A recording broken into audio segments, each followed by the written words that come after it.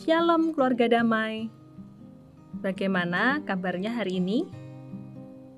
Keluarga damai khususnya di tengah zaman now yang memasuki masa new normal, mungkin ada banyak hal yang bisa membuat komunikasi kita di dalam keluarga mengalami tantangan-tantangan. Keluarga damai, kali ini mari kita merenungkan tentang sebuah tantangan yang berbicara tentang komunikasi. Biarlah komunikasi kita sungguh menjadi sebuah komunikasi yang disebut dengan komunikasi, yaitu komunikasi dengan kasih. Keluarga damai, masalah komunikasi menjadi tantangan bagi keluarga-keluarga zaman now. Bagaimana tidak? Karena kecanggihan alat komunikasi, maka budaya berkomunikasi secara langsung bisa jadi semakin tergeser. Apalagi di tengah masa pandemi ini, budaya online melesat menjadi sebuah kebutuhan. Keluarga damai, saya pernah melihat seorang wanita muda di sebuah mall ketika dia sedang makan di dalam restoran di mall itu bersama-sama dengan anaknya yang masih kecil, mungkin usianya sekitar 2 tahun. Saya memperhatikan wanita tersebut sedang asyik bermain dengan handphonenya. Dan ketika anaknya mulai aktif bergerak-gerak, sepertinya anaknya itu mulai belajar untuk berjalan, wanita tersebut mengeluarkan sebuah tablet dan mendudukkan anaknya di depan tablet yang terpasang. Langsung saja sang anak terdiam dan sang ibu kembali asyik dengan handphonenya. Keluarga damai, komunikasi yang dingin bisa menjadi tantangan besar bagi keluarga-keluarga masa kini. Memang di tengah masa pandemi ini, maka komunikasi secara online menjadi sebuah kebutuhan yang penting. Akan tetapi, janganlah tantangan zaman ini akhirnya menghilangkan kehangatan komunikasi dalam kehidupan kita, khususnya dalam kehidupan kita di dalam keluarga. Keluarga damai, biarlah komunikasi, yaitu komunikasi dengan kasih, tetap terpelihara dalam kehidupan kita sekeluarga.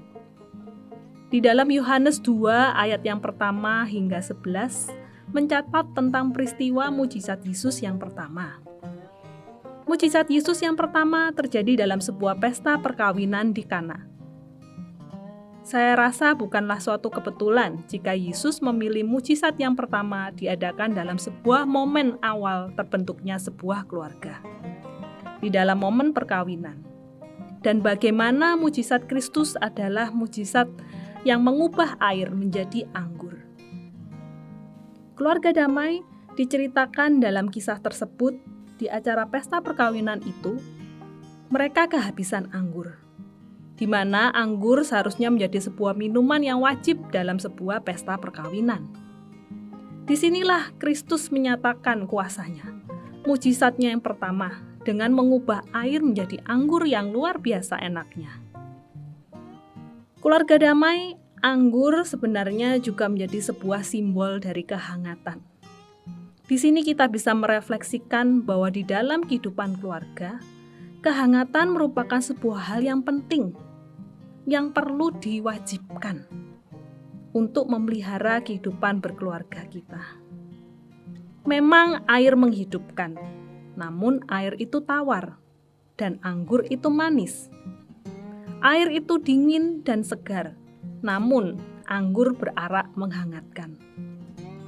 Keluarga damai, terkadang dalam kehidupan keluarga, kita tidak hanya sekedar butuh air, butuh hidup.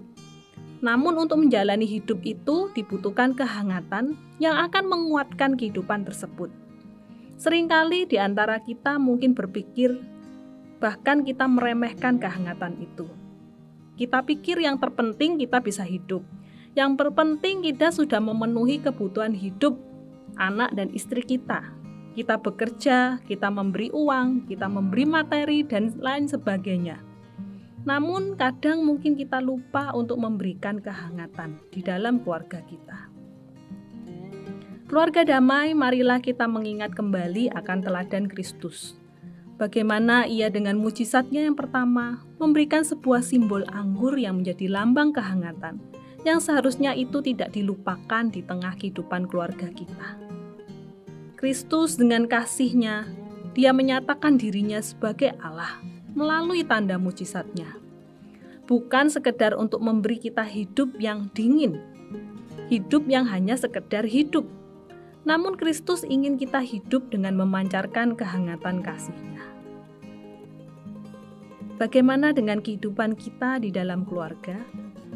Sudahkah kita memelihara kehangatan dalam keluarga kita? Melalui perkataan-perkataan yang membangun, melalui perkataan-perkataan kita yang seharusnya berkomunikasi dengan kasih. Keluarga damai di tengah tantangan zaman now yang syarat dengan komunikasi yang dingin, biarlah kita tidak sekedar ikut arus zaman, namun kita tetap dimampukan memelihara komunikasi dengan kasih. Mari saat ini kita bersatu di dalam doa. Tuhan Allah kami yang penuh kasih, terima kasih Engkau memberikan keluarga di dalam kehidupan kami. Ajari kami menjadi keluarga yang saling mengasihi satu dengan yang lainnya. Dan kami dimampukan menjaga ikatan komunikasi kami dengan kasih yang dari Tuhan. Di dalam nama Tuhan Yesus kami berdoa. Amin. Keluarga damai, biarlah kehangatan kasih dari Tuhan melingkupi selalu kehidupan kita sekeluarga. Tuhan memberkati.